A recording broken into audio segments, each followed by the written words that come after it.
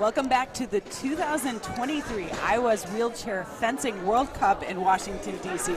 I am joined with these two All-Stars. You heard them yesterday. You're going to hear them today for our semifinal and finals matches. So we're joined by Lauren and Michael, both of these great human beings, by the way, who are quite entertaining, have been giving us both the para-fencing and Paralympic background, but also, Michael, you come from an Olympic background. So talk to the fans at home right now. They want to hear a little more about both of you. Where you come from? My family's been in fencing for a long time. My father was on an Olympic team in men's sabre. Stepmother was on an Olympic team in women's foil. So basically, we've been in the sport for about 150 years. Wow. So we've got some experience. We know what we're talking about. Wow, no big deal. Humble brag there. And Lauren, you come from an incredible para-fencing background, a Paralympian yourself. Talk to me about what it's like now seated here behind the scenes. You know, I always knew that a lot of work went into World Cups, but now I'm just like, wow, like as an athlete, I just showed up and fenced.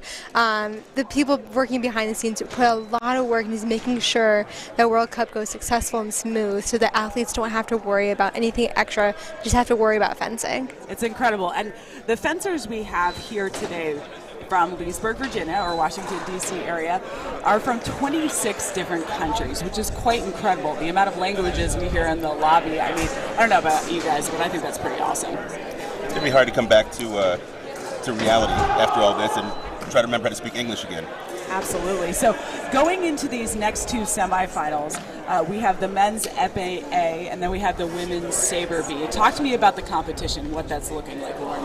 So for the men's Epee, for the category A, these are going to be the athletes that can move a lot in their core muscles. The athletes are going to move back and forth in their chairs and practically lay flat on their back when they're in the retreating position. For the B fencers, those are the fencers that they have less mobility in their core muscles. So you're going to see a lot of action in their back arm.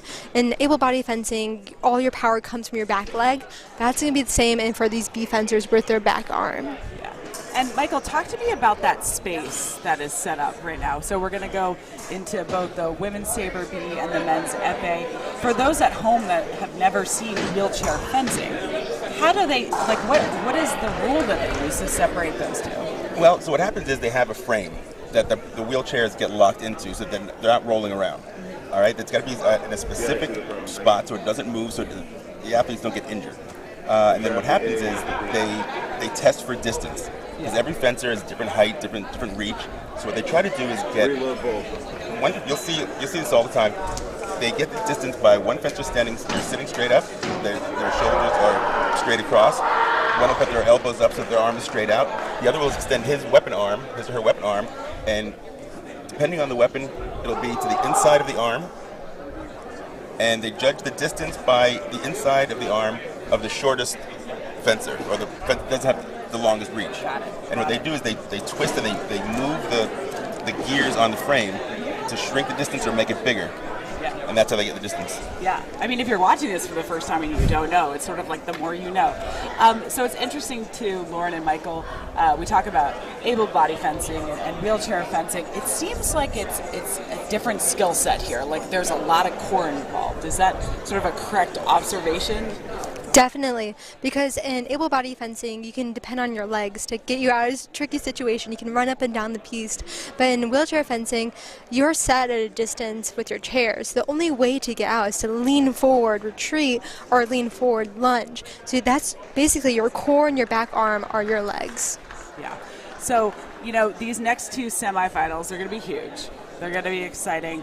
Who are the athletes that we're going to see highlighted on this final strip today? Well, the women's Sabre, I don't know if we have the men's Epee yet, but I know the women's Sabre, we actually have the top 3 ranked women in the world, and then we have number 10 ranked. Yeah. So we're going to be seeing some top world-class fencing. What's really interesting about this event, not only is it here in the U.S. for the first time since 2003, but it's also the first points event for the Paralympics in Paris. So we've got the best of the best here. They're trying to qualify and get the points so they qualify for Paris. So they are battling hard. So we got some really good bouts coming up. We're really looking forward to it. Yeah, last night was exciting. I mean, I think everyone's got eyes on Paris 2024. And, the competition has been nail-biters across the board. Lauren, what are some observations, the sights, sounds, and smells, right, of the 2023 IWAS Fencing World Cup here, being on that other side again? The sights that I'm seeing, I just see a lot of friendship in the room. I think that's what I always loved about the wheelchair fencing community, is that while we're all here to be competitive and fight for a spot in the Paralympics, we all are friends. So it's nice to see a lot of friends that reach out to each other, like see how the new year is going for them. Another great fencing we've seen in pools today as well. Right now we have a lot of USA fencers. This is their first World Cup, so it's awesome to see them get their first World Cup experience as well. Absolutely. And Michael, you come from as a para fencing or a wheelchair fencing coach. What would your suggestion be to a younger wheelchair fencer who would love to someday be at a Paris 2024 or the Paralympians? Well, like anything else, it's a lot of hard work. Yeah. And I think there's a misconception that to be a wheelchair fencer, you have to use a wheelchair regularly on a daily basis, and that's not true. The wheelchair is just a piece of equipment, sporting equipment, that levels the playing field for everybody. So you'll see a lot of the people get up out of their chairs and walk over and unlock themselves and things like that. So don't think that you have to be in a chair. Like I said, it evens the playing field.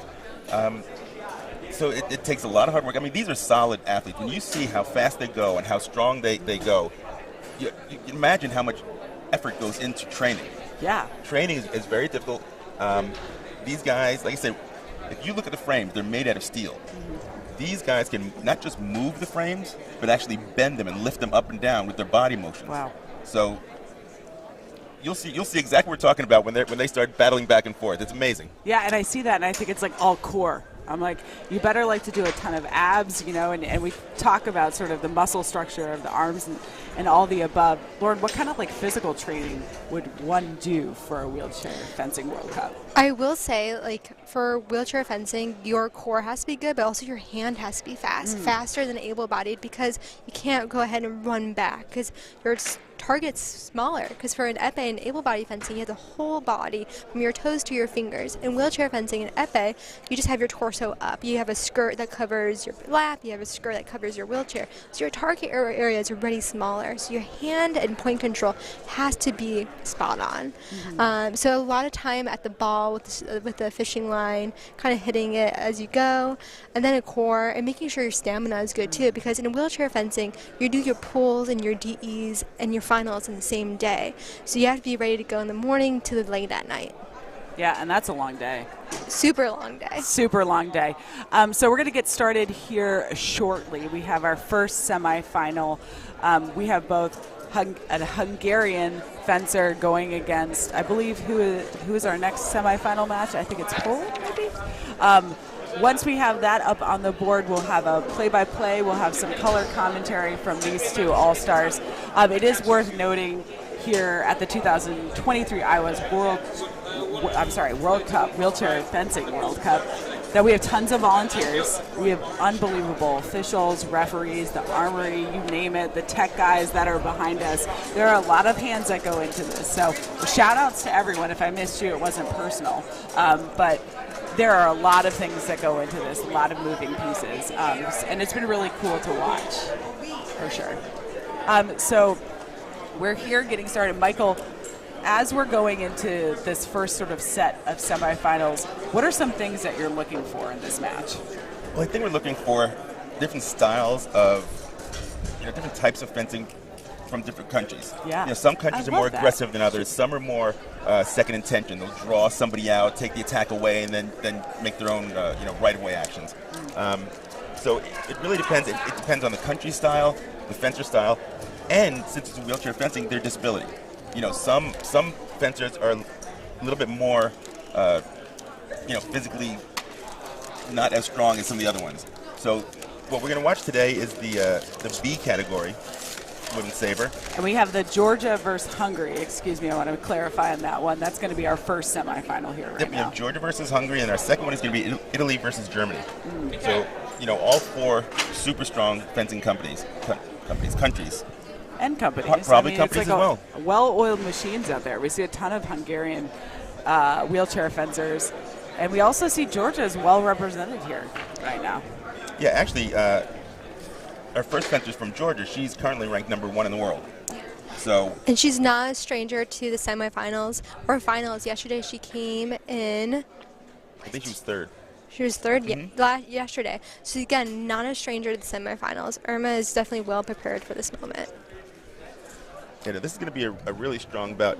Now, these guys have fenced twice last year against each other, and both times Mezzo won the bout, the underdog. So the girl from Georgia, I'm trying to get the name right, Katsuriani, she's ranked #1, but she lost both 15-touch bouts to Mezzo last year. So this is going to be a real interesting bout. Yeah.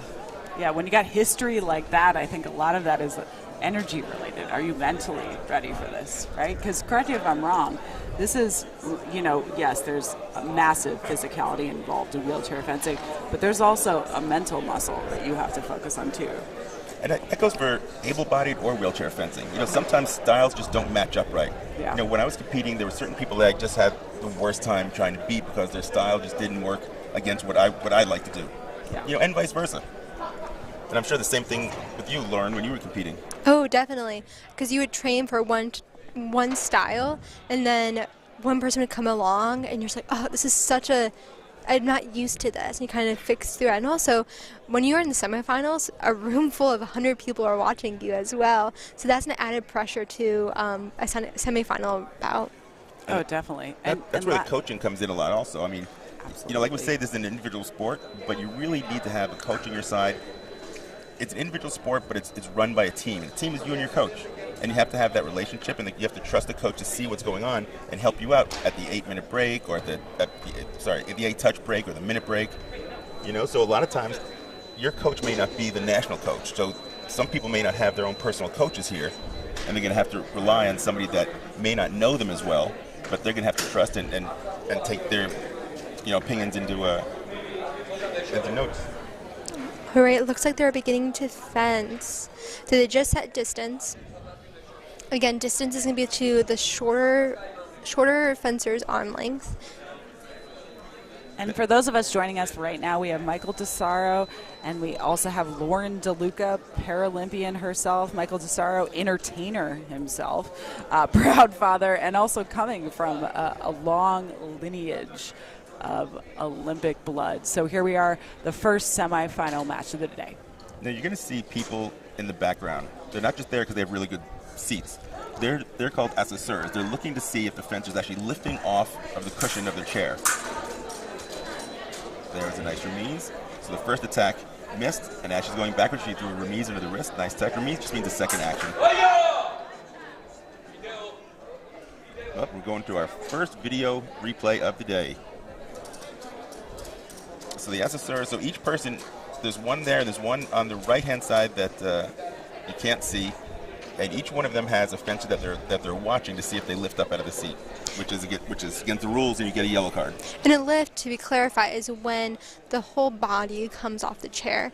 When a fencer leans, half their body can be off. But the rule is that half of your body has to stay in the chair.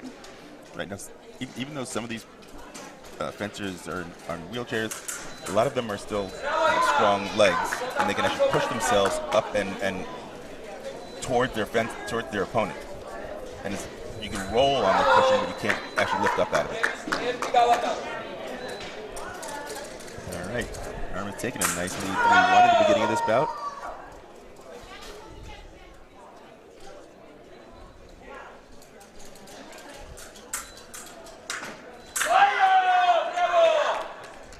So when it looks like the styles that we're looking at, it looks like Katsuriani from Georgia is drawing out Mezzo from Italy. I'm sorry, Hungary. Is pulling her into her distance and making pari riposte.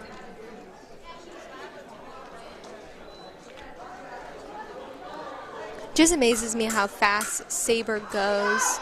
Right now we're 12 seconds into the bout and we're already at 1-6. Well, able-bodied Sabre's fast. This is way faster since there's not as much up and down the strip. Now room to play games. So now we're going to get a break at 8. When the first fencer gets to 8 touches, you get a minute break, and they get to get some water, talk to their coaches about strategy and how either continue the run from Katsuriani or to get back in this bout from this Mezzo.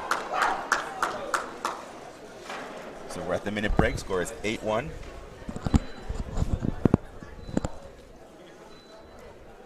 So Katsuriani is ranked number 1 in the world in women's sabre and also women's foil. So even though she took 3rd yesterday, she's still ranked number 1 in the world. So all these fencers that we're looking at are mostly probably going to be qualifying for Paris because these are the top fencers in their weaponing category. So this is category B. Lauren, what's the difference between category A and category B? Category A is maybe those athletes that have full control of their core muscles. And then for category B, these are the fencers that don't have lesser control of their core muscles. So these are the disabilities that would they use a wheelchair day to day in their lives. Their legs, they may work, they may not work. And I mean, when I say work, I mean they may have full ability of their legs. And these, again, are the athletes that are probably going to be paralyzed from the waist down. So category A may be somebody who's missing a leg or an amputee, those who have cerebral palsy like myself, those who amputee, or even like limb differences as well. But everything else is still strong. They have, yes, like you said, the core muscles, and they can use their arms to push forward and pull backwards again. Yeah, so when an athlete goes into classification, they're going to be classified by a medical professional, and they're going to take points to see what you can and can't do. And after that examination, depending on how many points you have, that's going to determine if you're an A or a B. It looked like Ms. Katsuriani took the blade, was a little low on the guard that time. So it's repost for Mezzo on the left.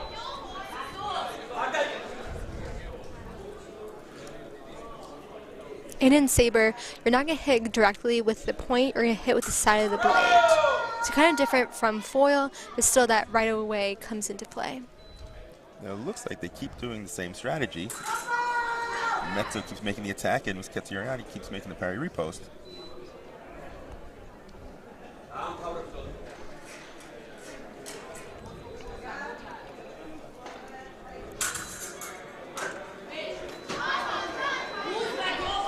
Nice attack. It's amazing the reach that some of these fencers have. You know, you think you're at a distance, they're pulling backwards, that they can't reach, and they still do.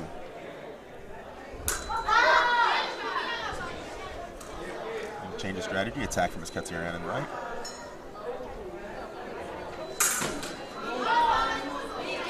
So Ms. Mezzo keeps making an attack, and then her knees on the way out.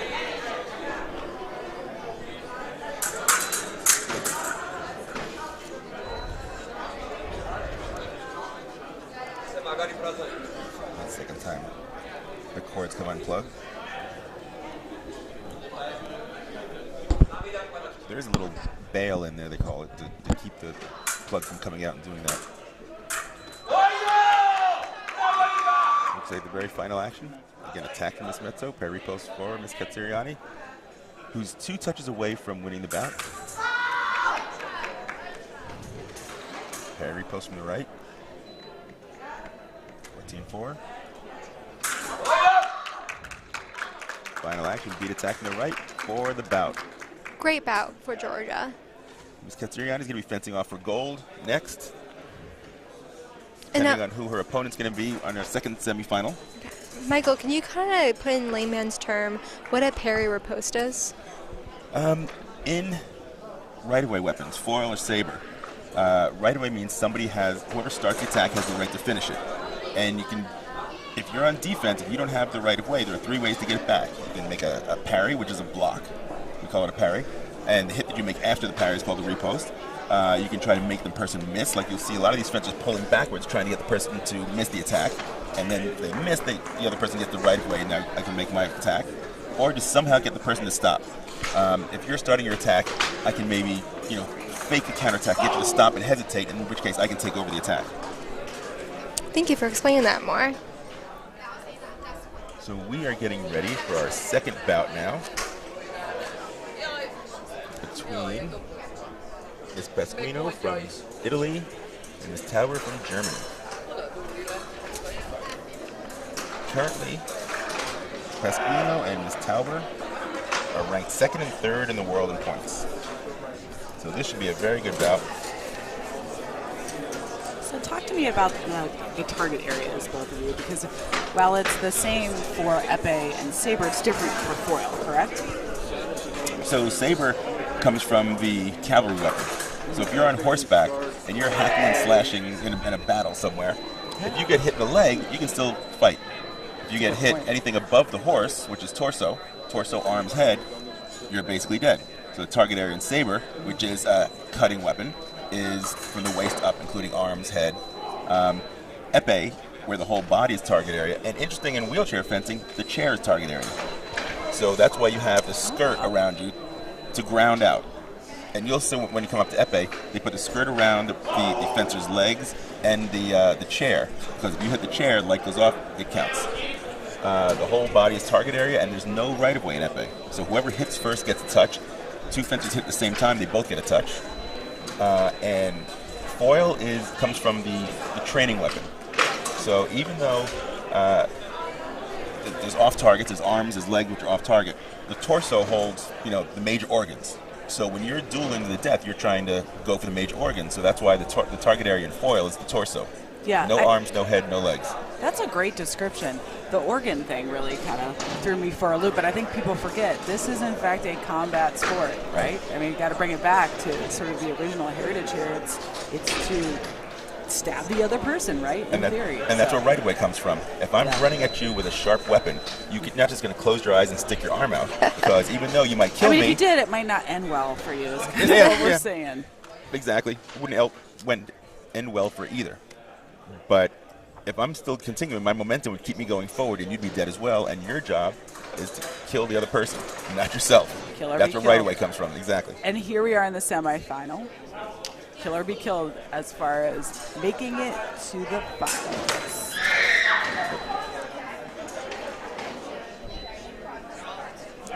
Starting off with a beat attack on his Sabre on the left. It's amazing how far back they can reach. That's pulling distance.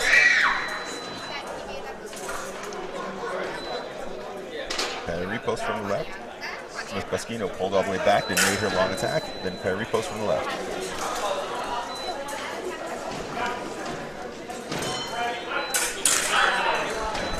In the back, the two standing people, those are the SSRs.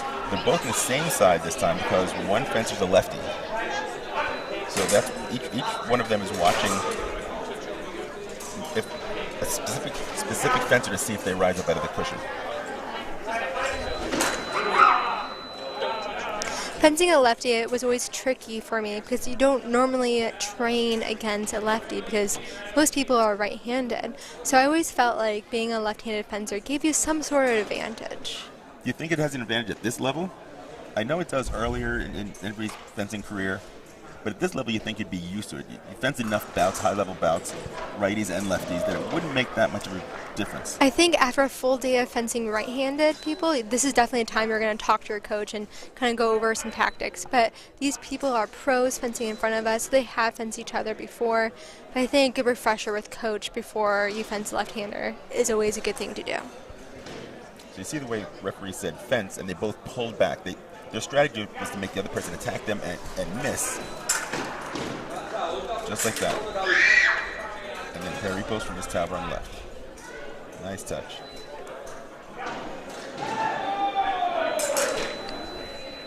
It's important to note also in Sabre that the mask is target. So again, Sabre targets if you waist up. And that's why you see the cord coming off the mask on the back. It attaches to the lame, so it completes the electric circuit.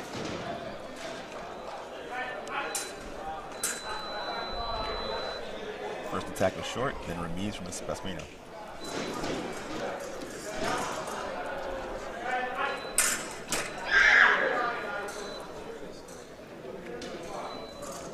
Watching these bouts, you can see that each fencer has a very specific style. I remember when I was competing, my goal was to not fence to the other person.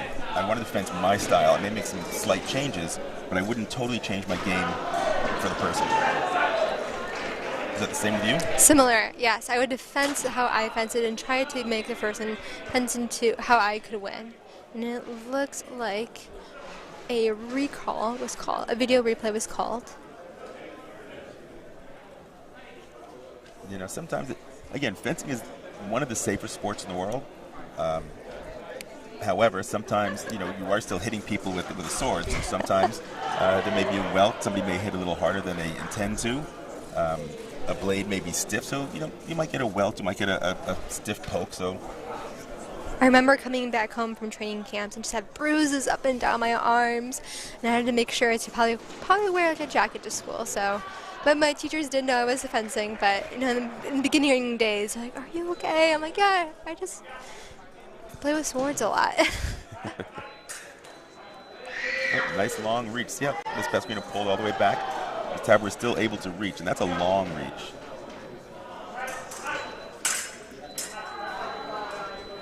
First attack is parried, and Louise is good for the right. This is some great fencing back and forth between both athletes right now. Well, it's good because you can sort of see the intention that they're changing. One will make an attack, then the other is going to go back and try and pull the distance, and they're setting up for the next touch.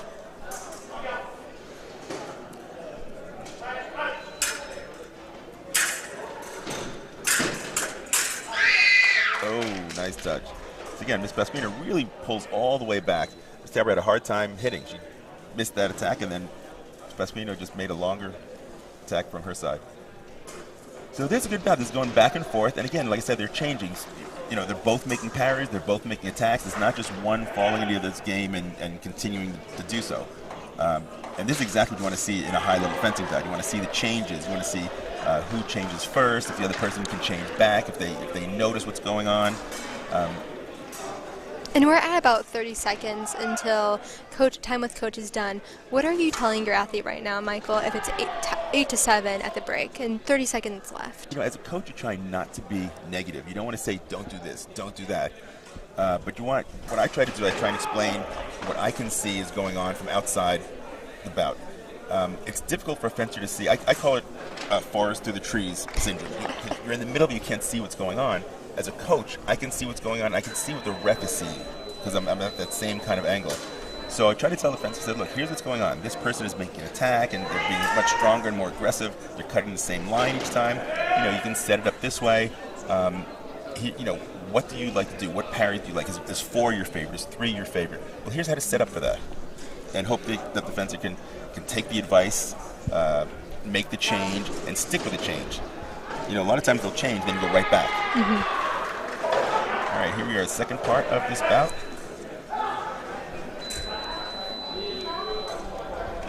See, Miss Pasquino has a yellow card and a red card, and I think that's for starting early.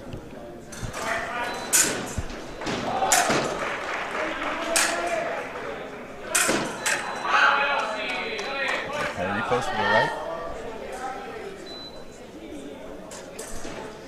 And just a quick reminder, I know in Sabre that both lights can go off at the same time, but only one person can get a touch because of right-of-way. Right, and that's the referee. He gets to decide who has the right-of-way, who started first. Did they make a correct parry?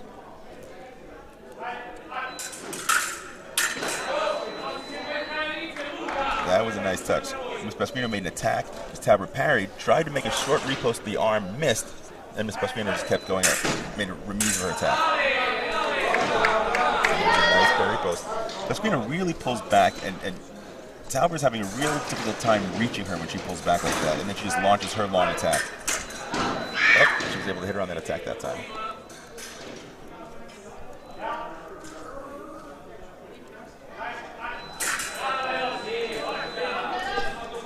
And Miss Pasquino started her attack first. She had the right of way.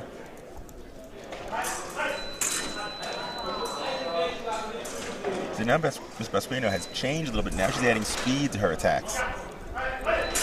She's getting the right of way first. She's not just pulling back as much. And 14-10, she's one touch away from victory. And a spot in the final bout. Yep, nice parry post from Miss Sabre.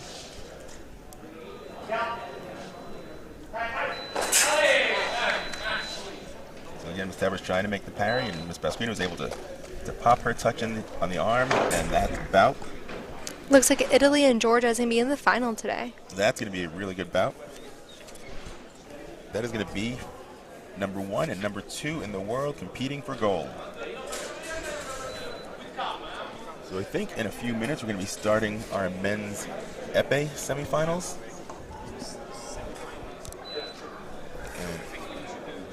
And I don't think we have been told who's in the semifinals yet for men's Epee.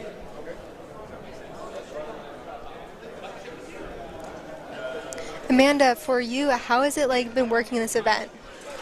So I have gotten a backseat view, actually, having been at the Wheelchair World Cup in Hungary. I don't know, it seems like forever ago, but it was only a couple months ago.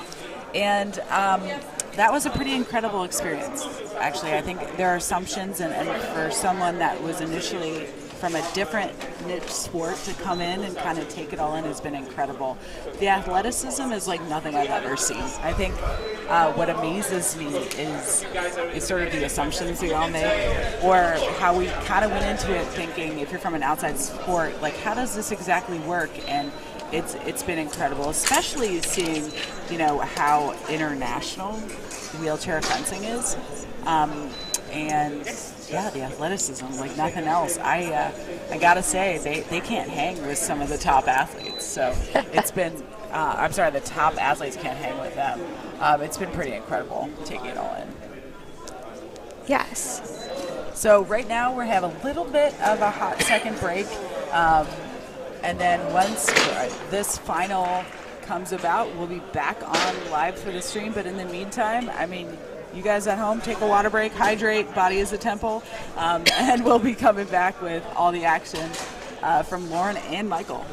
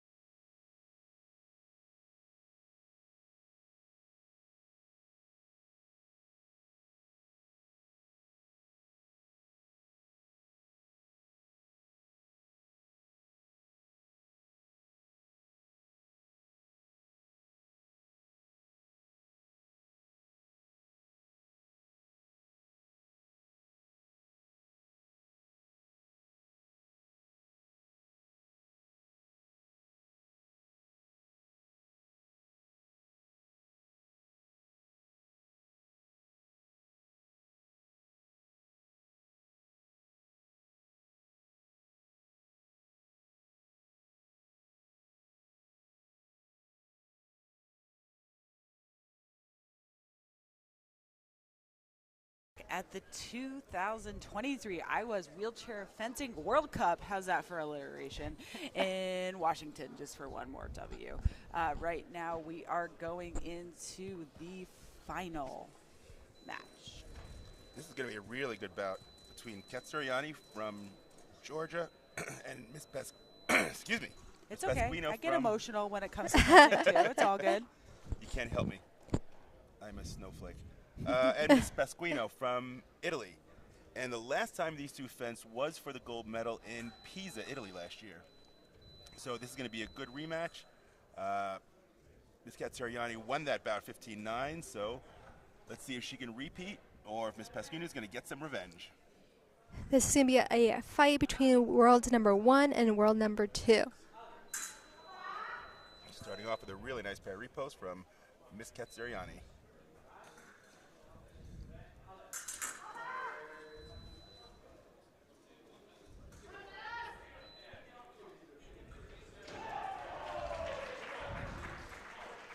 All right, we're going to our first video replay.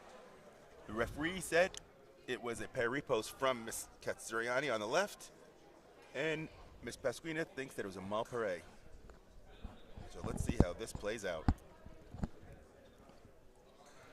And Michael, you just said Malpare. What does that mean in layman's terms? I did, and I forgot. Not everybody knows what that is. Malpare is French for a bad parry, so she thinks that Miss Katsuriani tried to make a parry and didn't make it very well. And the referee agreed. Touch for the right, scores 1-1.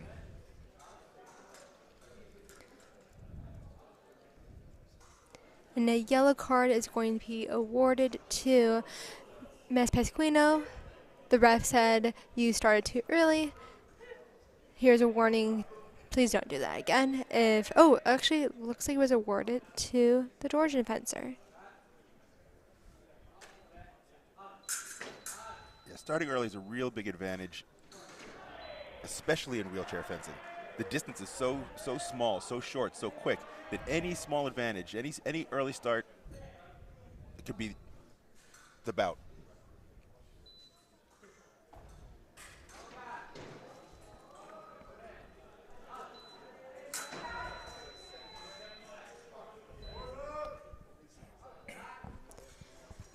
So far, so good. The bout keeps going back and forth.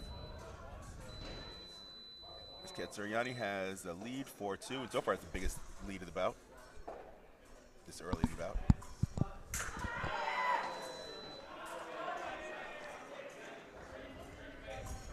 I believe the referee called parry post for the left, and Ms. Pasquino called for video replay again. These two fencers are both very aggressive.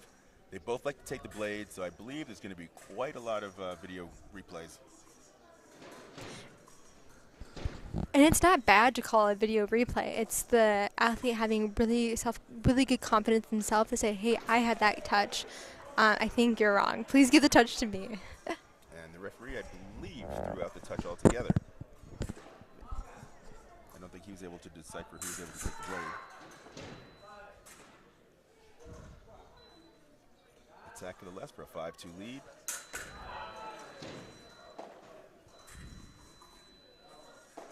Miss Pasquino took the blade that time. Very obvious for the referee. They're both very strong, very aggressive fencers, and they both, like I said before, love to take the blade.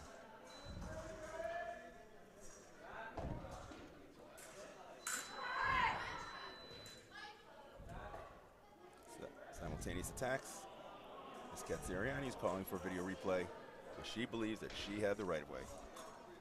I want a replay on the replay of the second replay. It's like a dream within a dream kind of situation. But I understand, it is your right to be able to see, hey, I want to see that because I don't know if I entirely believe you, but maybe I need confirmation.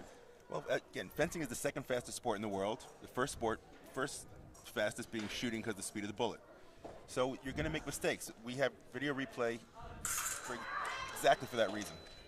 And I say this a lot, officials aren't always right, but they're never wrong, right? And it's hard to have that perspective. Yeah, the touch isn't what happened, it's whatever the referee says happened. I love that Sabre is becoming more of a women's sport. So, for context, Sabre made its Paralympic debut just last games in Tokyo. Before then, Sabre was not competed in the Paralympics. So now this is the second qualification period where women can finally earn points to compete in Sabre in the Paralympics. And it's just great to see the whole sport of wheelchair fencing growing. You know, to show how difficult wheelchair fencing is, especially Sabre, when I was competing back in 1996 at our Summer Nationals, we had our able-bodied women's Sabre team was #1 in the world with Mariel Zagunis, Seda Jacobson, Jackie Jacobson. We had just the strongest women out there. So I believe at the time, I believe Seda was the current world champion. They did a big a demonstration of wheelchair fencing. So they put Seda in the wheelchair with one of the other, I believe it was one of the Chinese girls who was training wheelchair fencing, and they destroyed Seda. Seda, I talked to her afterwards, she's like, it was such a whole other game because she couldn't use her legs to move up and down the strip, and her hand just wasn't used to being that fast. So this is a whole other sport, and it's very difficult.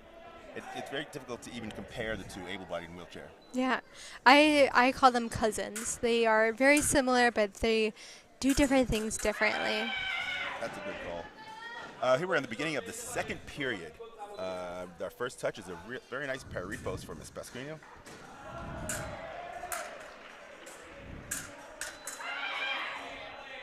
So if you remember her earlier bout, she was pulling distance a lot, laying all the way back, and Miss Sabre from Germany is having a hard time hitting her, and it looks like she's starting to do that again, right there. So that's what we call in wheelchair fencing pulling distance, where in able-bodied, you know, use your legs to pull backwards. And when somebody's pulling back that hard, how difficult is it to hit somebody when they're pulled back and straight out like that? It's pretty difficult, and that's when you're kind of just going to go all for it in a lunge. It's very difficult because that's how one person's going to get out of their way. It's a defense mechanism. Is how we can defend ourselves is going back, kind of getting more time for us.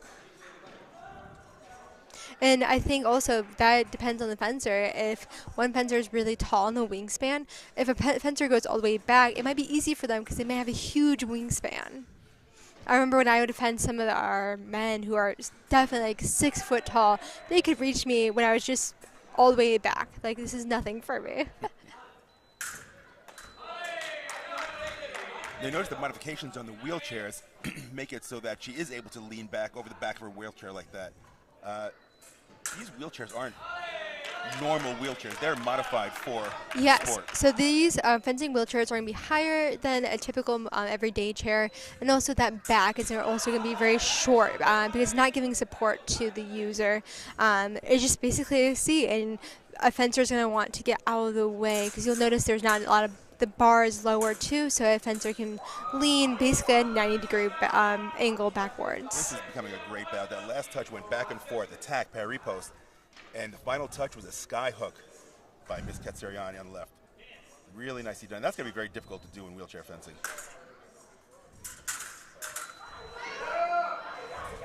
This bout is so beautiful from a technological side.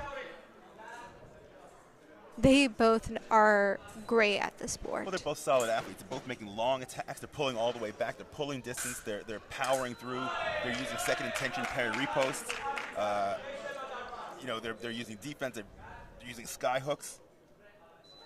And it's a very close bout. 14-11 for Miss Katsariani. What a marvel. And that is bout. Beautiful bout. Miss Katsariani, 15-11, takes home the gold. So #1 in the world takes home the gold medal. I mean, gold, that's nothing to shrug at. I love that. And especially the crowd here. What's really cool is they're sort of cool, calm, collected until that gold medal comes out. So you can't hear them, but, man, they are pumped. Yeah, no, this is solid. And this is I wouldn't be surprised to see that bout in the Paralympic gold medal bout as well.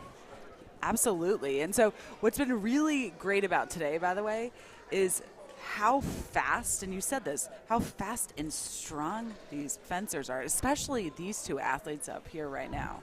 It's like a different method and strategy, right? Yeah, you've got to train. They train like any other athlete. They're training 5-6 days a week, 4 or 5 hours a day. I mean, this is when you're competing at this level, whether it's able-bodied or wheelchair, it almost becomes your job.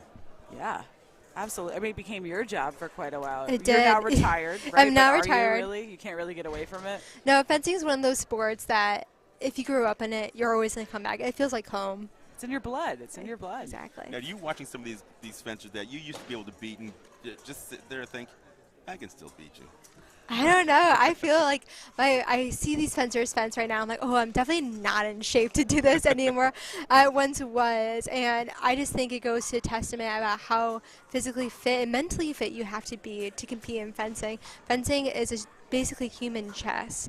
And you have to make sure you're always watching video and thinking one step ahead of your opponent. And that's one thing I've always loved about the sport of fencing, how it's a mental game and also a physical game. Yeah, so talk to me about that mental game, because I feel like for those that are not part of the sport, that screaming aspect, right, that yell, and fencers and wheelchair fencers have tried to describe to me it's more of like a release of energy. But what does it mean to those that are outside right now? They're like, what is it yelling? It means a couple different things. One, like you said, it's letting that energy out. I mean, Yeah. you know, in karate, when they kick, they scream also. It's like letting your energy, your chi, go forward, towards your opponent.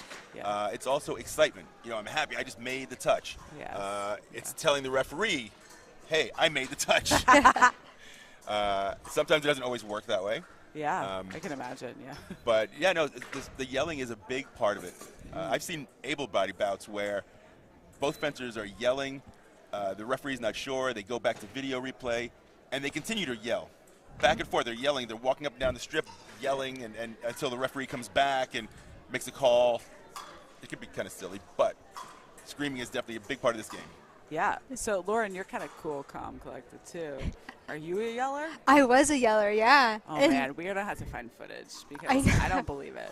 yeah, and I would do the fist pump too. Fist pump? Yeah. Double whammy. For double me, whammy. it was just a exit for some emotions and also just like celebrating. Yeah. I was at first when I started fencing, I didn't yell, and then I yelled. I'm like, oh, this feels right. This feels great. And also like a mental game too. If I knew for a competitor, if I knew yelling kind of upset them, I'm gonna get in their head. Like this is a game of wits too. Yeah. Yeah, I mean, it gets in my head. Sometimes I'm like, is everything okay? But I can imagine it is a release. This sport is very formal. There's sportsmanlike conduct. I see it all the time. And the yelling kind of threw me for a loop initially. So right now we have a little bit of a break. And then upcoming on our final strip, we have our men's epee final. Our classification A. And so you briefly were talking, Lauren, before about the different types of classification. What is, the difference between men's epee A versus men's epee B? Well, these athletes are the greatest. So I feel like there's not a lot of difference between men's A and men's B. But when you have an A fencer and a B fencer fence together at the same time, you can tell that there's a difference. A fencers are going to be the fencers that have full ability of their core. They're typically the fastest ones because they're just ready to go out in the chair.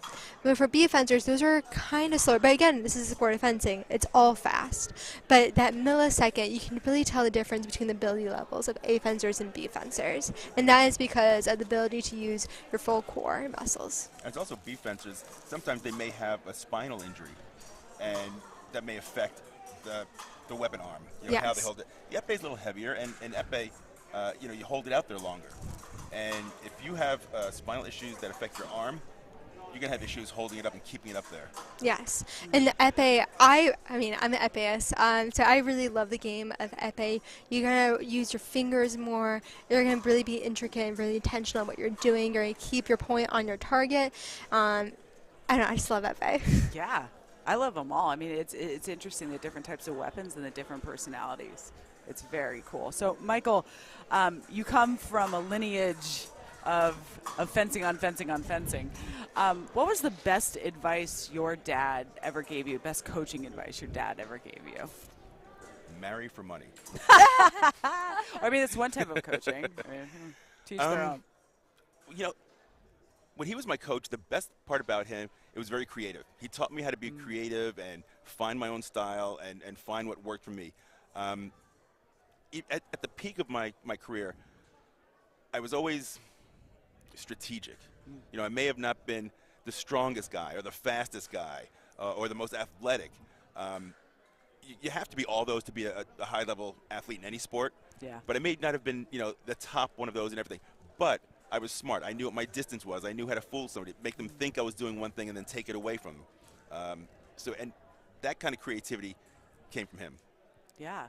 I love that because most people don't sort of equate creativity necessarily with fencing and wheelchair fencing, but I've seen it, right? There are different styles, there's different personalities, there's the different languages. I mean, here, 26 different countries are here right now at the 2023 IWAS Wheelchair Fencing World Cup. We need one more W in there just to bring it home because it's in Washington. So Try saying that 6 times fast. a lot. It's a lot of W's, but it has been incredible. The sights, sounds, and all that's occurring right now. Tons of fans at that gold medal match. I imagine we're going to see the same thing here upcoming in this final. It's going to be a strong men's epee. Looking forward to it.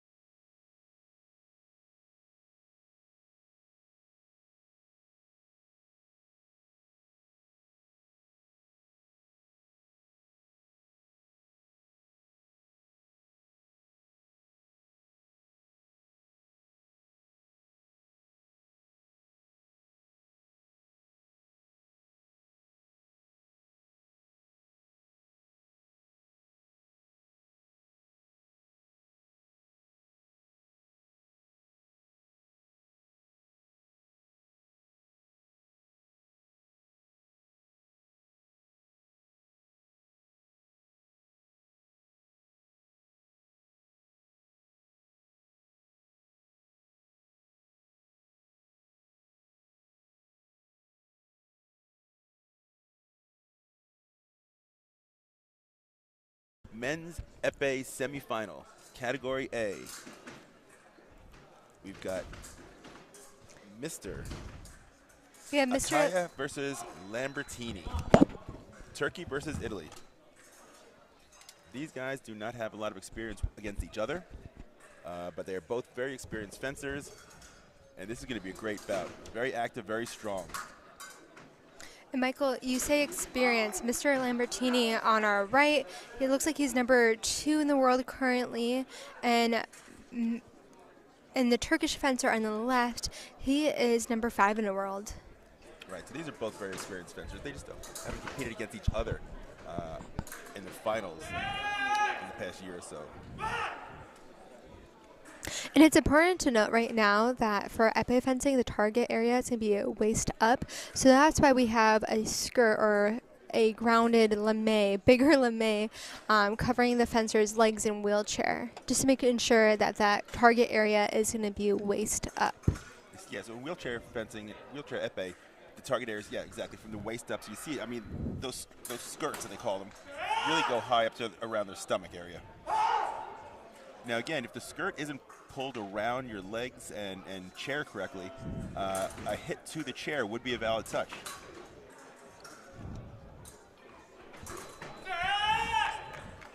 Nice action from the Turkish fencer, Mr. Akaya. There seems to be a big height advantage in this bout. So Mr. Akaya seems to be taller, and he's a lefty, so that looks like it's going to be a little issue for Mr. Lambertini.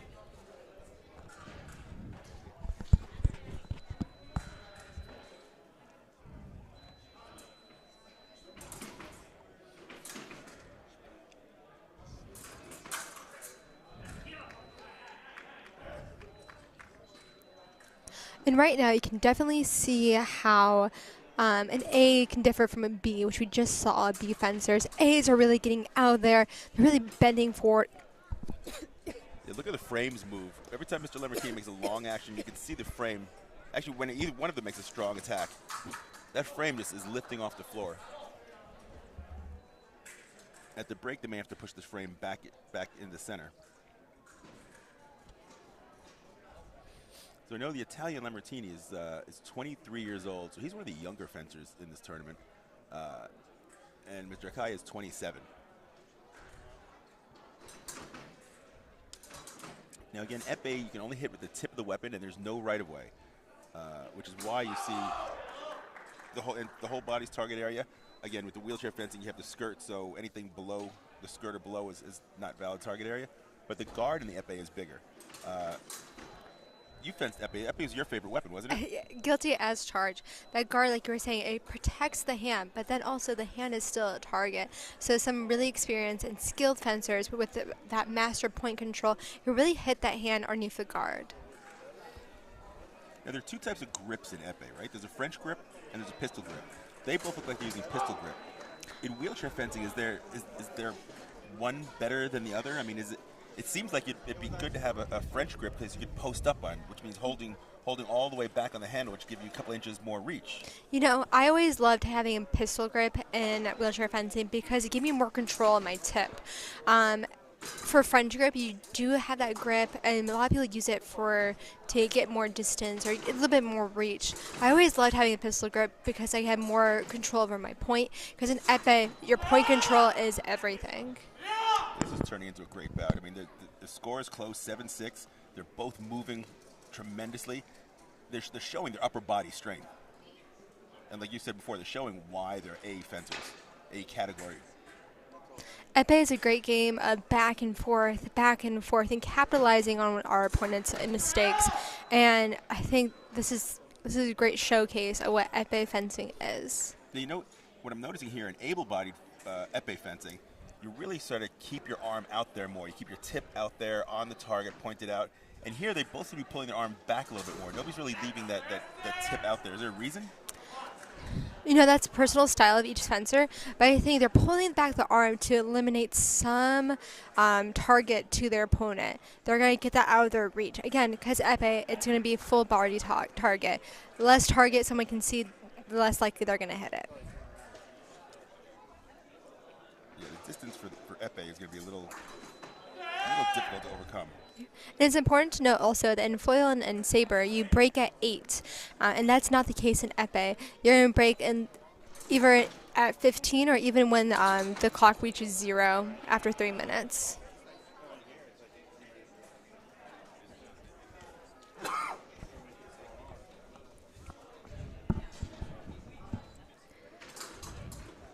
Wheelchair fencing in general is just so fast.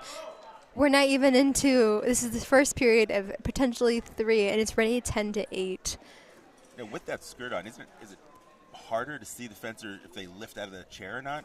I would imagine it would be. Your accessor is going to be still going to make sure. I would assume the referee can see it, but the skirt, again, is there to make sure that the target is covered so we're not hitting anything that we're not supposed to hit. But I always loved fencing epee because I felt like a princess with my skirt on it. You know what I haven't seen? I haven't seen a lot of double touches. It seems like in wheelchair fencing, there's more single light touches. There's not much downtime. You know, I've seen people in able-bodied fencing. They, they get a lead and then they kind of just sort of sit on it for a while and sit back. And you don't have that luxury in wheelchair. No, you do not. You don't have the luxury of walking up and down the piece. You're there and you're ready to fight. This is a combat sport. The tip control both of these athletes have is amazing. The tip is always on their competitor. It's never straying too far. Yeah, and again, I think because of the distance, if that tip gets off the target at all, you're in trouble. Your opponent attacks you, and if you're not covering that target. Definitely. Now again, look how much they're moving the frame. You can even see the angle of the frame, right? Mr. Akaya is closer to us in his frame, and Lambertini is further back. Because they are just twisting and turning this frame.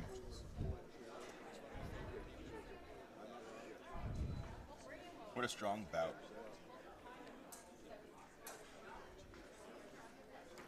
How flexible these athletes are too, being able to lean all the way back and lean all the way forward. Yeah, I think if I ever attempted that, I'd probably snap myself in half.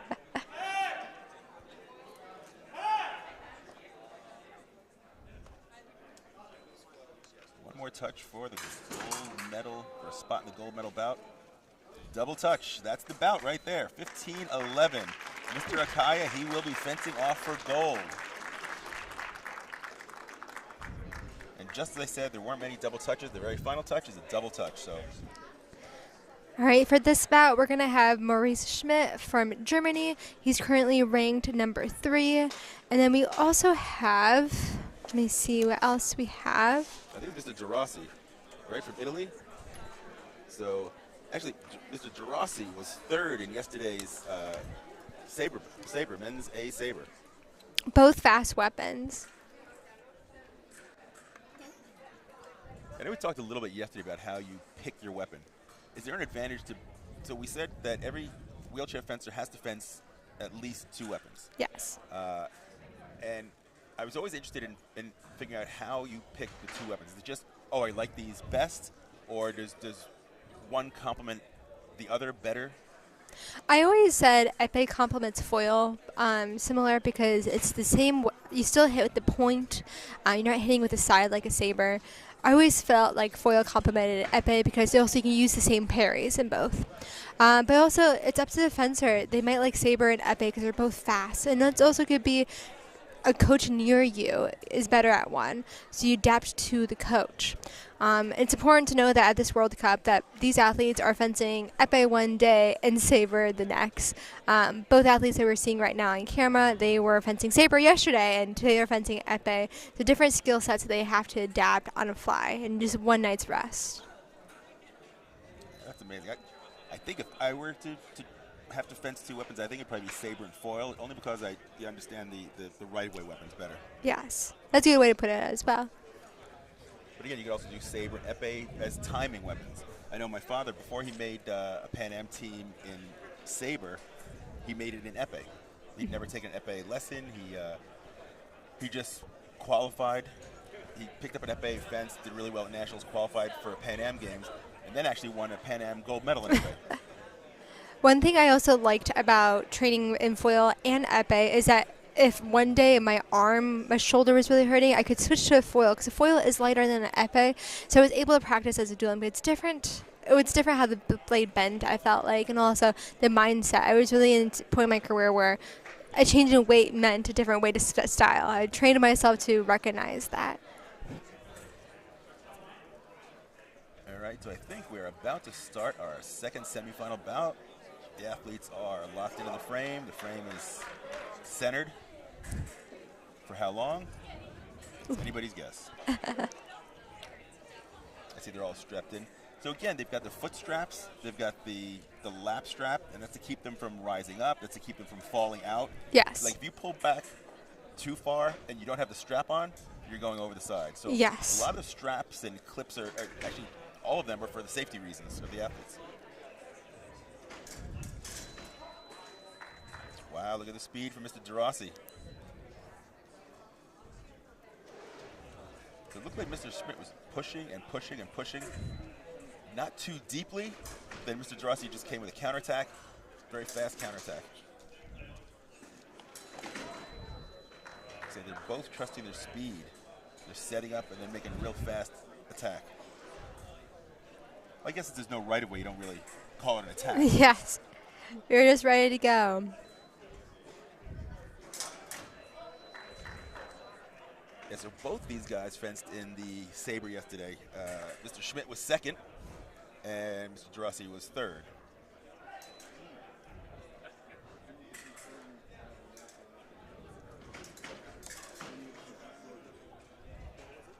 And again, it looks like there may be a height difference, and I think that's probably a bigger issue in epee probably than the other weapons. Definitely, because that means if the fencer on the right, if they were to be in the retreat position longer, there's a possibility that the other fencer can go ahead and just lunge and reach them as soon as possible.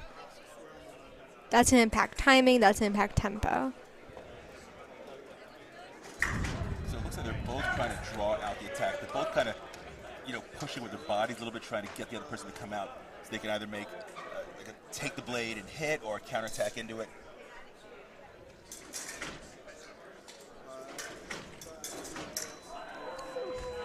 What a beautiful touch. Very nicely done.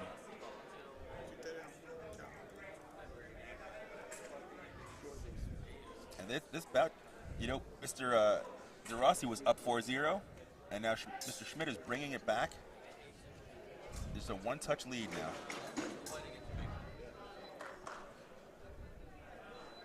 So it looks like a lot of remising in epee. Since you don't really have the right-of-way, the only important thing is to just hit at all costs. Yes. Can you go ahead and explain what remising is? Remise is if you make an attack instead of, it's more common, I guess, in right-of-way weapons, foil and saber.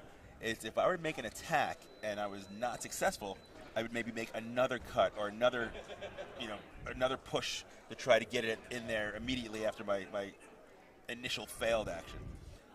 So in epee, we would say, you make your long action, you don't hit, and you keep the tip out there and try again and again and again and again. And in the right-of-way weapons, you make a remise. You're hoping the other person's going to miss or, not make their attack. Because if their right-of-way hits, it's their touch. A remise is basically a counterattack. So it's out of time. And if in a right-of-way weapon, 2 lights go on, you'd be in the wrong. Speaking of 2 lights, it looks like it was just a double touch right now. So in epee, if a double touch does occur, both fencers get that to their advantage. In the other weapons, only 1 touch stands. They're both being very stealthy. They're using body feints, drawing out the other person, trying to get their distance and timing, and they're both super fast. And it's a tie score now. So from being down 4-0 to tying it up at 6-6.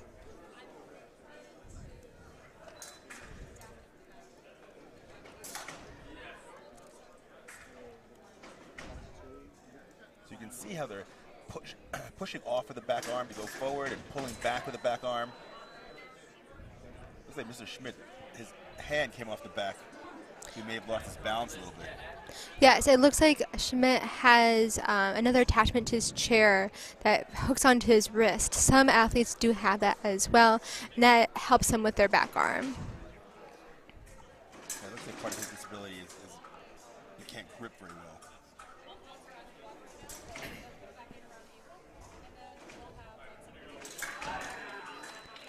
One thing that I love about this bout, like similar to last time, the tip of the blade is always on their opponent. It's never straying afar.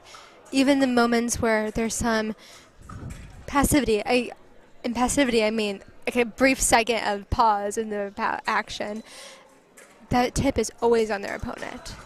Well, since Epee's not a right-of-way weapon, it's vital to have it out there. So if your person does make an attack or makes a mistake and opens by accident, they'll literally put their target onto your tip, and you get I don't want to say a free touch because you're working for that touch, but always on the offense. Exactly. Oh. Wow. That can't feel good. Just imagine the core strength to do an action like that. And the reach that Schmidt demonstrated hit just above the target area, just above the non-valid target area. Yeah, Mr. Gerasi laid back like that. That was, to hit somebody pulling back that far is just amazing. Just at the waistline that touch was made. So when you lean back like that, your upper body, you're pulling the upper body away, but still the lower target area doesn't, you're not pulling that far back. Although if you just watch that last action, it went back pretty far, and we're tied up. Oh, we're down by one touch now, 10-9. This is the closest bout, I think, of the day that we've seen so far. You were saying earlier that the point of a fencing blade is the second fastest thing in the Paralympics, Olympics, just second to a bullet in shooting. And these athletes are definitely demonstrating how fast a point of a fencing blade can go. And that's why it's all scored electronically, because a human can't really see a hit. It's so fast that you can't see if it hits, when it hits, where it hits. So that's why we've gone to electronic scoring.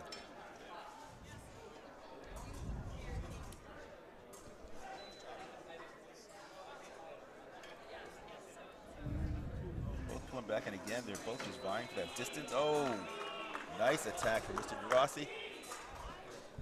He's a lot longer than he looks.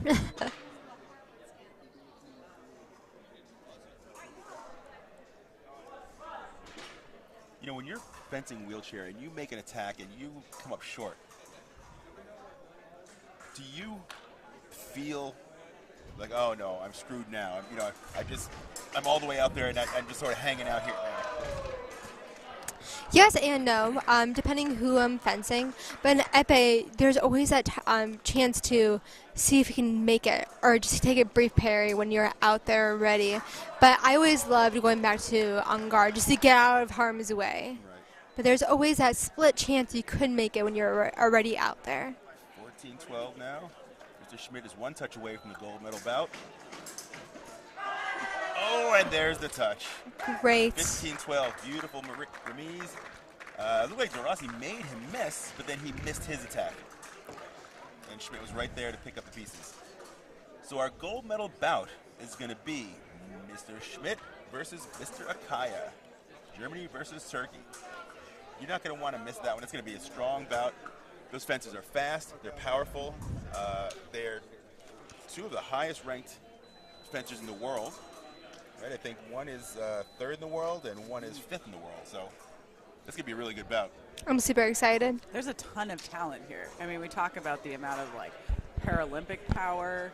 We have para fencers. We have wheelchair fencers. The whole gamut, and it's some of the best, most high caliber athletes I've ever seen thus far. And I think this gold medal match, judging by the amount of people that are here right now, is going to be a thriller.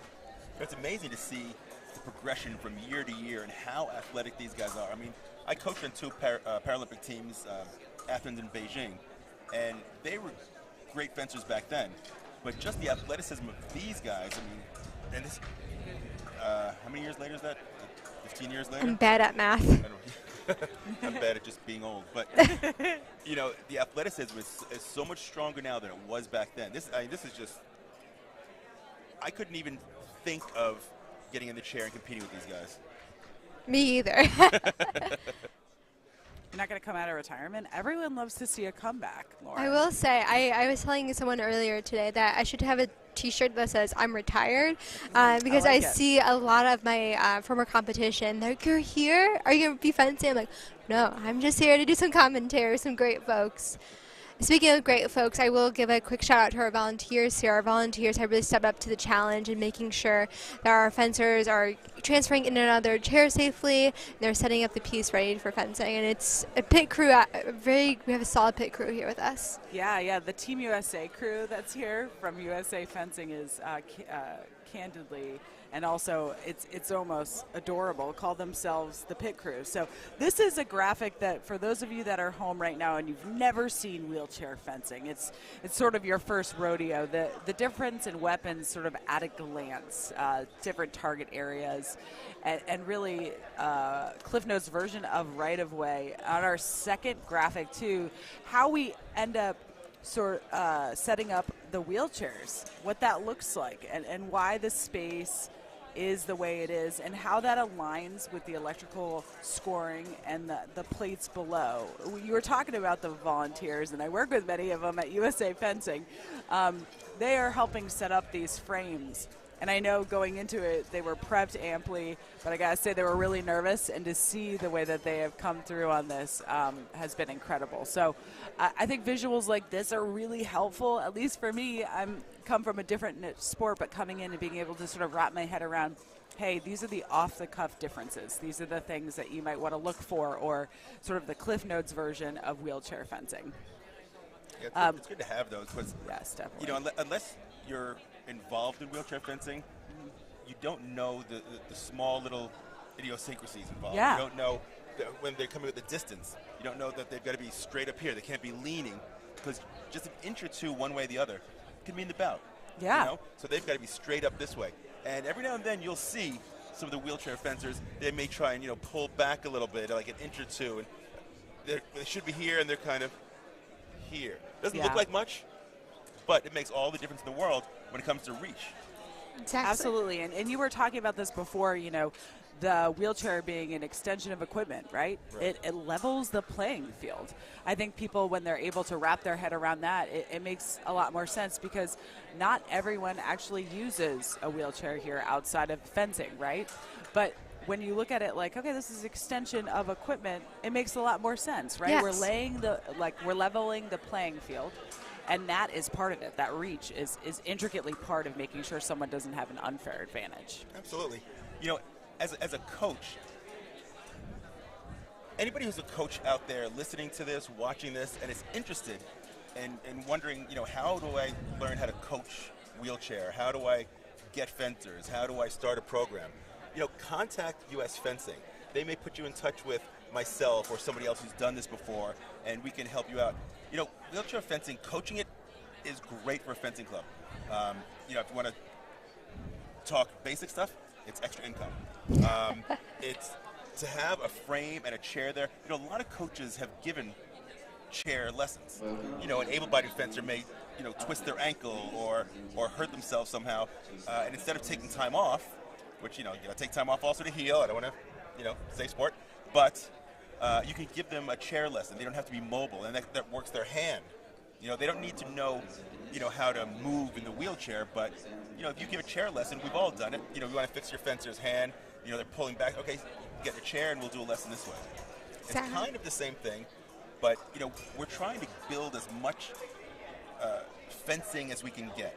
You know, if every coach out there can just try to you know, think about getting some wheelchair fencers or starting a wheelchair program, it would help U.S. fencing tremendously, the Paralympic wheelchair fencing community, you know, exponentially.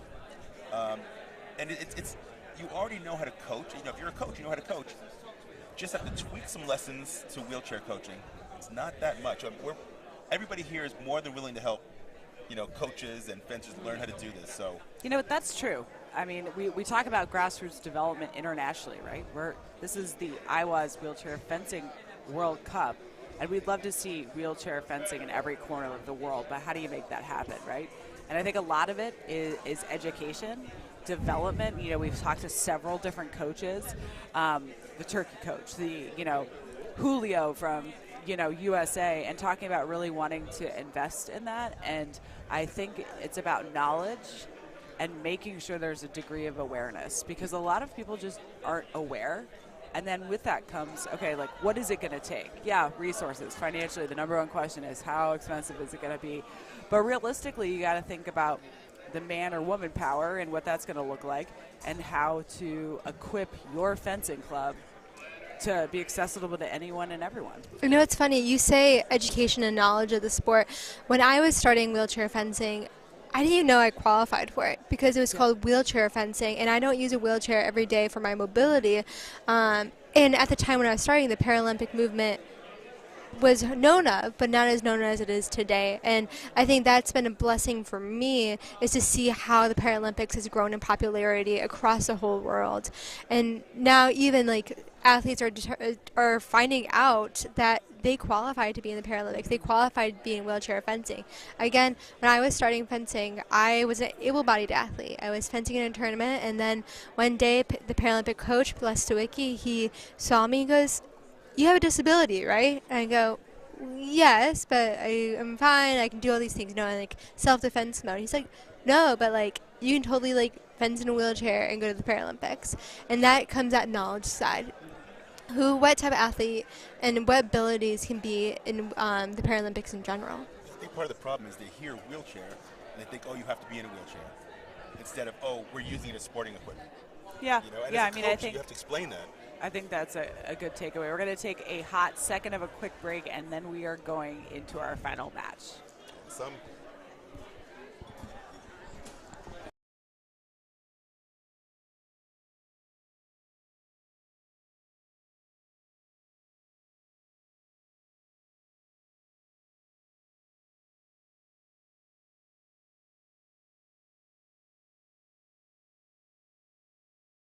Ahead, look at these volunteers just living their best life there.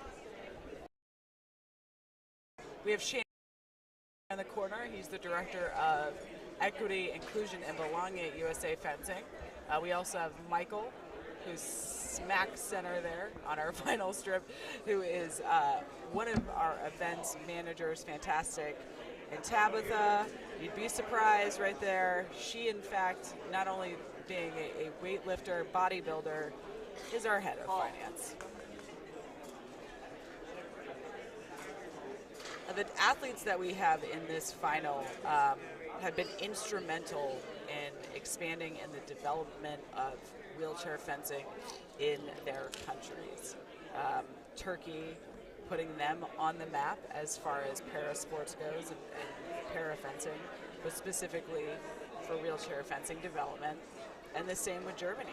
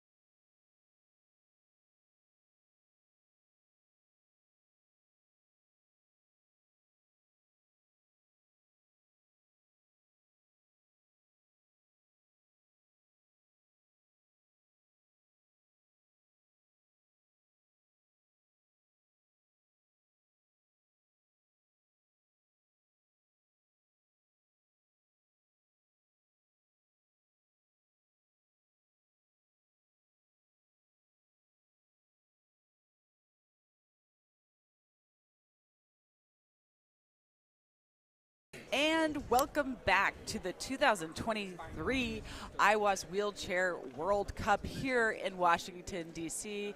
How's that for alliteration, Lauren? I think it's pretty good. We need one more W, maybe. Who knows? No, at the end of this weekend, I'm going to challenge you to say it 4 times fast. Well, it's key to see who gets the W out of this final match, because this is our gold medal final right here. Michael, the competition today has been, I think, really fast-paced, but how do you see this playing out? You know, this is going to be tough. It's a strong bout. It looks like there's a height difference between Mr. Akaya from Turkey. Seems to be a little taller. He is seated. He came in ranked 5th in the world. Mr. Schmidt is ranked 3rd in the world. Mr. Schmidt also took 2nd yesterday in Sabre. So I think he's pretty eager to get that gold. And Mr. Akaya, I think, is just trying to get higher in the rankings so he can assure himself a spot in the Paralympics in Paris. I'm pretty sure they're both going to qualify. The way they're fencing today, if they can keep this up and keep the training, they've got great futures and great chances for medals in Paris. These athletes are also both ridiculously fast. So I'm really excited to see how much time is going to be off the clock at the end of this, but also see how fast their exchanges are going to be, who's going to take off first, who's going to go back and forth. I don't know. I'm just excited to see how this bout's going to end up. I think it's going to be lightning fast. So they're testing right now. So in Epee, when you test, in foil and sabre, you test to make sure that the equipment works. You hit the lame, you test to make sure the lights go on. In Epee, you test to make sure the lights don't go on. So you see them hitting the guards to make sure the guards are grounded so the lights don't go on. They're testing the skirt that they're wearing, which is made of lame, so that it's grounded so the light doesn't go on. So it only goes on when and where it's supposed to go on. This is again the final for men's category A Epee. A meaning the A classification means that these athletes are going to have full control of their core muscles.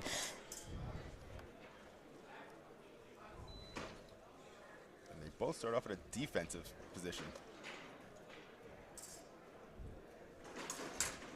Look at the speed. Nice touch. Yep, I think Mr. Schmidt's asking the referee to test his weapon to make sure it's working. And we were talking about development of the sport, right? Like making it accessible and the awareness and all the above. Both of these athletes have been instrumental in developing the sport of wheelchair fencing in both Turkey and also in Germany. Wow. Again, it is so fast, but the funny part is that neither one has actually hit on their fast attack. Both touches that have been scored have been on counterattacks. As the person is attacking them, they're going backwards and scoring going backwards. And again, I think Mr. Schmidt is asking to check the equipment.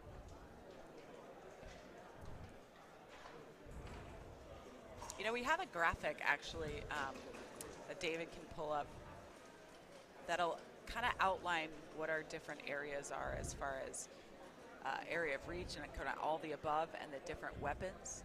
This is sort of an at-a-glance perspective on the difference in weapons. And then that second page really gives a breakdown on how they decide the distance between the two fencers and how they are set up in their frames. And so this is what they're testing right now. You know, the piece is where they're fencing, obviously, but underneath they have fixing plates, and that electronic scoring is directly connected to it. But, you know, sometimes things happen. So we are back to the action here in our finals. And it looks like the referee annulled the last touch, so the score stays at 1-0. Oh, and a mystery light went off.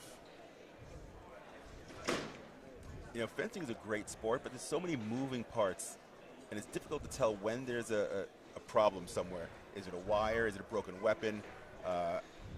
And Epee especially, if a light goes off for no reason, since there's no off targets and no right of way, again, that could mean the difference between winning and losing a bout, getting and losing touches. But we could see in that time the tips weren't anywhere near each other, and Mr. Akaya's light went off. This is where a good knowledge of circuits, like 5th grade circuits, it comes in handy when a circuit is open, when a circuit is closed. Again, because the weapon is all electrical and all electric. And it's to close the circuit once a touch is made, to signify that touch was earned. I'm assuming they're going to be calling in the armor to test the equipment. It looks like the referees and fencers have gotten to the end of their electrical knowledge when it comes to the weapons. So it looks like the referee is calling.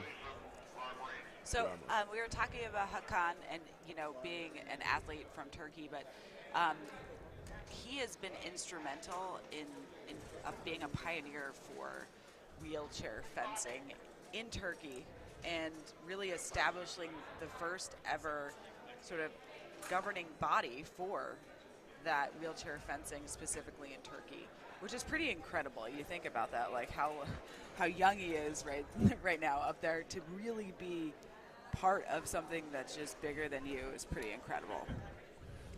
I wouldn't know. I'm pretty big.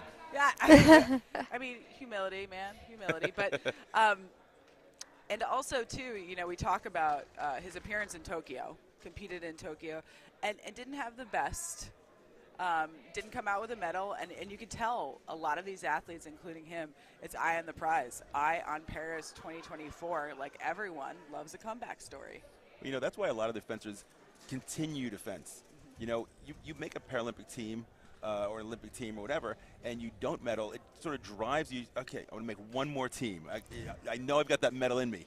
I got to get out there and do it. And it's drives you more and more and more. It's like when you get a beginning fencer. I like my fencers to start competing early.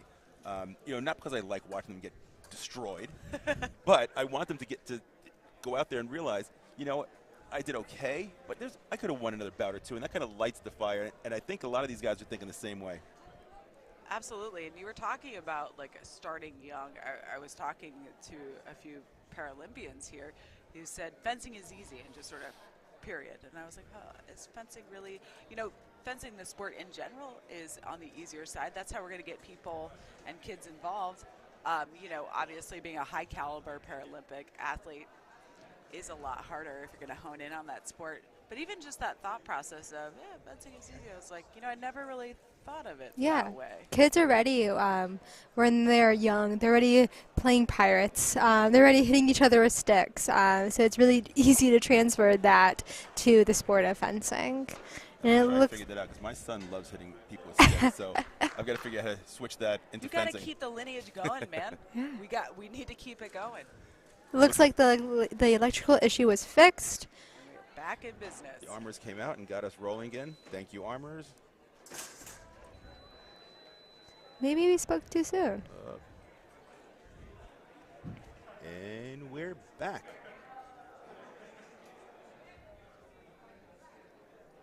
I'm not going to take back my thank you. The armors doing a great job. They did all the setup here. When you speak about the armors, Amanda, I think you can speak on to this. How much teamwork goes into creating World Cup? Where are all the pieces that go into this? We like to say the really cheesy quote, teamwork makes the dream work, but the truth of the matter is there is a ton of spinning plates, a plethora of things that go into this.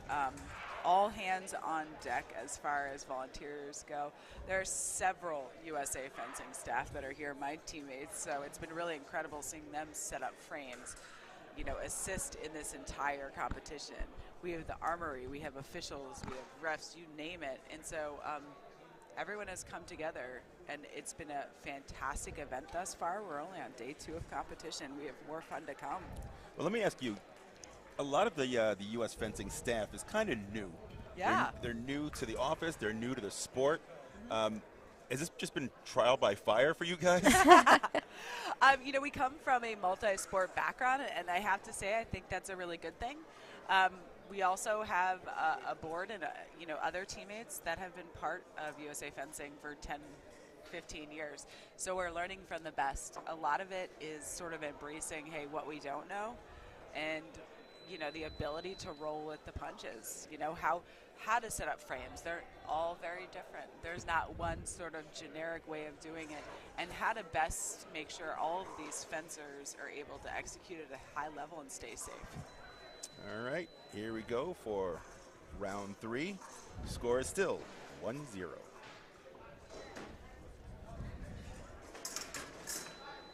There's a nice touch. Again, that's what we talked about before. That was the remise, right? His first attack was parried, but he stayed out there and tried 1 or 2 more times and scored. And Epee, when one light goes off, it cuts off the other person's light. So generally, there's only going to be one light.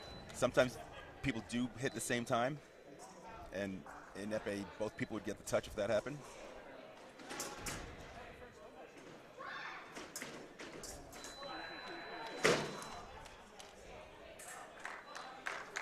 That's 2-2. Mr. Kaya trying to reset his frame by hopping up. Oh, nice touch.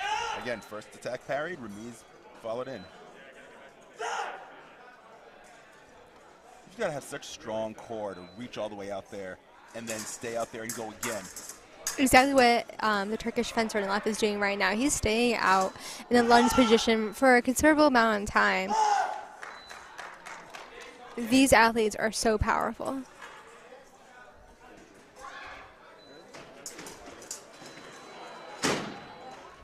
So in wheelchair fencing, does height play a part? I mean, is there an advantage to the taller fencer? I always thought there was an advantage for a taller fencer because that taller fencer is going to have a longer reach. So we do measure distance to the shortest fencer's reach, but you know, I always remember I was fencing some of my my teammates who are men, and how they were 6 foot tall compared to my 5'4", and I'm just like, you can already just reach me when I'm on guard. So that definitely is going to play a part in the advantage to a taller fencer. Nice reach. Yeah, Mr. Kai's got huge reach. Mr. Schmidt seems to be on the defense. I haven't really seen him. He'll be making an attack, but he doesn't really stay out there. He makes an attack and then he comes back. That seems to be more of a foil move, right? Because that's a right-of-way action. Oh, if I miss my first attack, I got to go back and get the right-of-way back. Where Mr. Kaya seems to be a pure Epeist. He makes the attack and stays out there and goes 2, 3, 4 shots at a time. It's magnificent to see. All right, then we see a ref right now making sure that a skirt is on Mr. Kaya, making sure that target area, that the correct target area is shown. Now, before you were talking about righty versus lefty, it seems to make more of a difference in Epee since the hand is target area. Yes. Right. If you're used to fencing righties and you're going on the left side, also you've got a lefty. Oh, now you got to figure out how to open up that side and hit that hand. That's going to be a tricky action.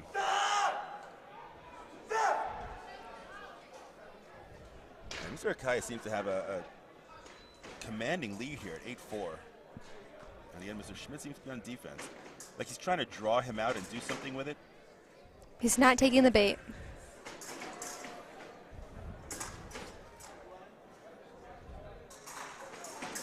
Mr. Kaya right now, in this point of the bout, he knows he has nothing but time. Time is on his side. He's going to make Mr. Schmidt come to him so he can go ahead and take a parry and hit him on an attack. Yeah, that time looked like he tried to take the parry, and he didn't use distance. He didn't pull backwards, and he got hit.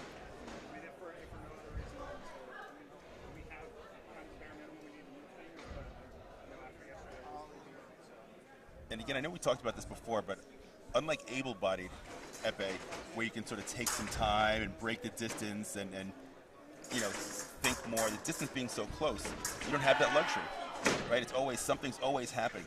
It's just, you know, go, go, go. You can't take a break and shake it off. And that's the one thing I do like about wheelchair fencing, though, is that there's no wasting time. You're always on the go. It's a very combative sport. There's no break. There's no retreat. There's no taking your time. We're here to fight. We're here to play. We're here to win. Right there was a double touch. Both men awarded. Mr. Schmidt seems to be coming back a little bit here. 8-9. He's within one touch. It seems to me that Mr. Akai is not moving as much as he was. Now, I don't know if that's... It seems to be he's got a skirt issue. It keeps coming off. That may be it. But it seems that whatever was working before doesn't seem to be working now. Now, if you have a break like this, who does this favor? The person down or the person up? All depends on the fencer.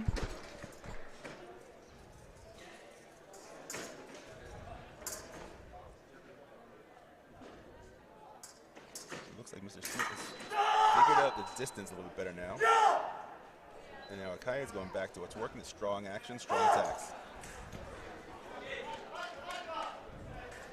And again, you notice we didn't break at 8 and do the other 2 weapons.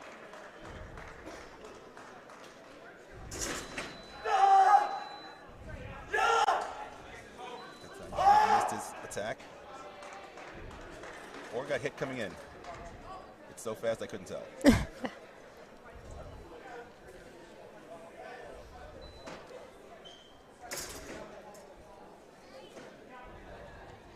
both patiently playing the distance game. They're making long, strong actions.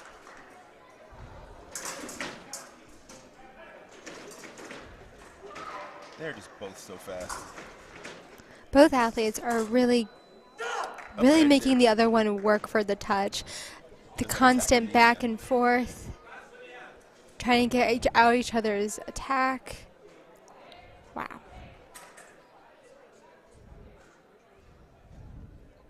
It's gonna be exhausting moving like that. Like I said, there's no break. There's no time to catch your breath, or like I said, I've seen an able body. You can sort of drop your arm and take a step or 2 back, break the distance a little bit, and then get back to fencing. You don't have that here.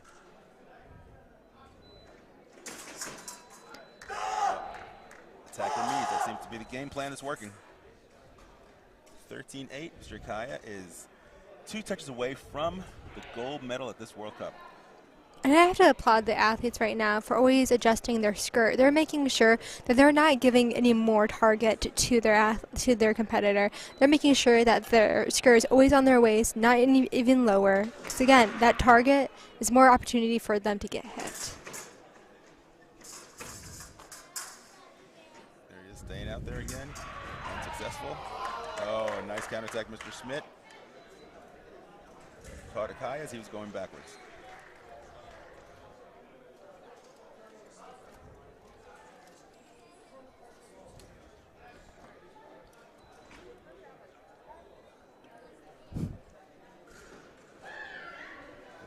Just like you said before, the tip of both fences is right on target. Any mistake is going to get penalized. Up, just like exactly, that. Yeah.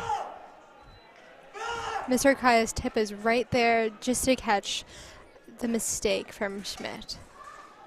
14-9. Up, double touch is going to end the bout. Woohoo! Gold medal for Mr. Akaya. Excellent bout. 2 strong, solid athletes. Mr. Schmidt is going to take silver for the 2nd day in a row. That's a fantastic showing. I'm jealous. I love it. I want to celebrate like that. I think just celebrate every day. Like, yeah, woo! Yeah, like, you just own it. That was a fantastic gold medal match. I find the crowd fascinating. I like to watch the last minute of it and to look at all of their faces. And it was pretty incredible seeing that. And then the younger ones, too, that are taking it all in is pretty amazing. So we were talking before about, all of the man and woman power that goes into this, but you can see them up there. These athletes, unbelievable, and they want to ensure they're taken care of. Yeah, the volunteers are doing a fantastic job. Everybody running the show here. I mean, the armors laying down the strips, U.S. fencing, putting it all together. I mean, the logistics of something like this, it's got to be crazy. I mean, all these people coming from different countries, getting the visas, getting the rooms, getting the travels, then getting the equipment, getting all the people involved, the referees. I mean, it's not a job I'd want. Well, they have to worry about getting the medals. I mean, right now they're leaving with some medal. I mean, it's pretty incredible, too. A lot of them are leaving with multiple medals because of, the different weapons. So not too shabby, a gold and a silver. See, as an athlete or a coach, I'm way happier to complain when you guys screw up than actually do it myself, so. Oh, man. But what a great start to the qualifying period for both these athletes. I see a lot of success for them as we go towards Paris 2024. So we are going to wrap up this afternoon, take a little bit of a break, let these incredible commentators maybe enjoy some food and some lunch, but we will be back with all the action from the 2023 IWAS Wheelchair Fencing World Cup in Washington, D.C. later. Thanks for joining us.